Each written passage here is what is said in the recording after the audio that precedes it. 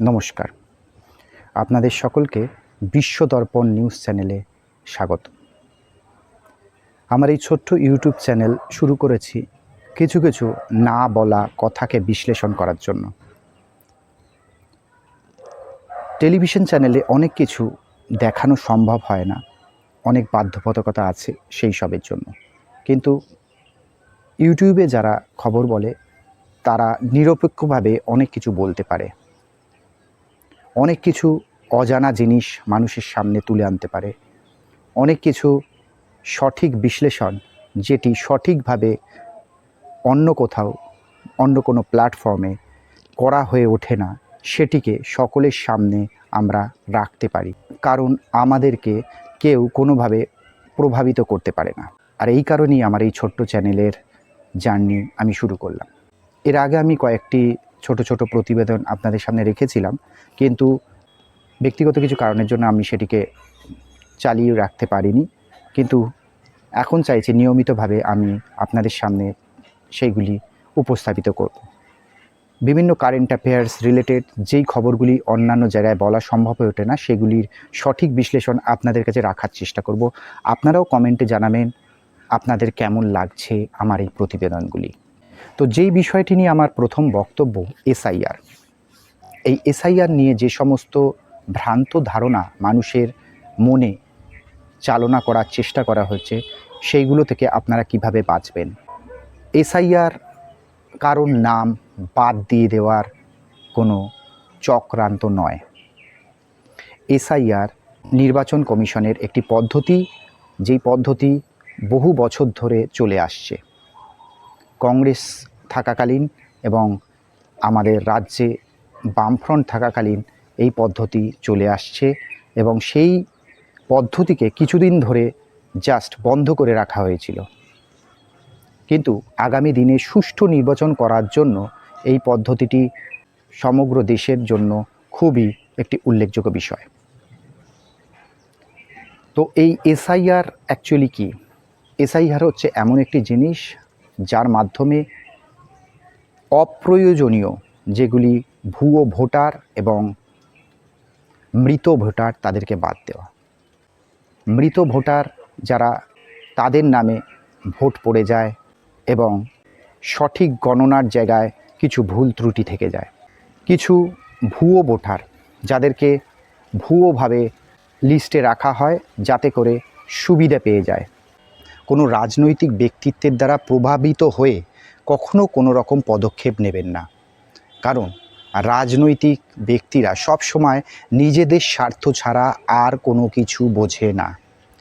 নির্বাচন কমিশন একটি স্বাধীন সত্তা, এবং সেই স্বাধীন সত্তা আমাদের পাওয়ার দিয়েছে, ভোটের পাওয়ার, নির্বাচনের পাওয়ার। আমরা নির্বাচিত সরকারকে বেছে নিতে পারি, আমরা নির্বাচন করতে পারি আমাদের সরকারকে। এবং কোনো একটি সরকার যদি নিজের গদি বাঁচানোর জন্য, নিজের চেয়ার বাঁচানোর জন্য বিভিন্নভাবে প্রভাবিত করে, তাহলে বুঝতে হবে সমস্যাটা তাদের হচ্ছে, আপনার নয়। সবার আগে আপনাকে জানতে হবে এসআইআর কি। আমি স্ক্রিনে অলরেডি এটার ফুল ফর্ম লিখে দিয়েছি। এই এসআইআর আসলে আপনাদের সঠিক নির্বাচন করার একটি সাহায্যকারী পদক্ষেপ, কারণ আপনারা যে ভোট দিচ্ছেন সেই ভোটের সঠিক বিচার কিন্তু আপনারা পাচ্ছেন না। আপনারা হয়তো ভোট দিচ্ছেন, কিন্তু এই রকম হচ্ছে যে আপনার না দেওয়া এবং দেওয়ার মধ্যে কোনো ব্যবধানই করতে পারছে না, কারণ এই ভুয়ো ভোটার বা মৃত ভোটার। এবং এমন কিছু ভুয়ো ভোটার যারা আমাদের দেশের নাগরিক নয়, এবং আদৌ কোনো দেশেরই নাগরিক নয়, সম্পূর্ণ কাল্পনিক কিছু ভোটার রাখা হয়েছে। এবারে আপনারা বলুন, এই সমস্ত ভোটার কি আমাদের ভোটার লিস্টে থাকা উচিত? আমরা প্রত্যেকটা মানুষ, দেশের যারা নাগরিক আছি, আমাদের প্রত্যেকের কর্তব্য হচ্ছে সঠিক নির্বাচন, এবং এই সঠিক নির্বাচন হতে গেলে ত্রুটি বিচ্যুতি যেগুলি আছে সেগুলি সংশোধন করা। আপনি ভেবে দেখুন, আপনি কোনো পরীক্ষা দিয়েছেন, আপনার খাতাটি দেখা হবে না, তাহলে কি আপনি আপনার সঠিক মূল্যায়ন পাবেন? আপনার খাতা দেখা হবে এবং অন্যান্য সকলের খাতা দেখা হবে এবং সেই অনুযায়ী আপনি মার্কস পাবেন। এবং এসআইআর সেটাই, কোনো সঠিক নাগরিক যারা ভারতীয় নাগরিক তাদের নাম বাদ যাবে না। সমাজের একটি শিক্ষিত নাগরিক হিসাবে আপনাদের বলছি, আপনাদের প্রত্যেকের জানার অধিকার আছে। আপনারা ওয়েবসাইটে যান, আপনারা যদি চান কিভাবে এসআইআর লিস্টে আপনি আপনার নাম দেখবেন, আমি সেটিরও একটি ভিডিও আপনাদের সামনে রেখে দেব। আপনারা কিভাবে এসআইআর লিস্ট থেকে আপনার নাম যাচাই করে নেবেন। রাজনৈতিক ব্যক্তিরা শুধুমাত্র তাদের স্বার্থের জন্য আপনাদেরকে ভরকাচ্ছে, আপনাদেরকে বিভ্রান্ত করছে। আপনারা বিভ্রান্ত হবেন না।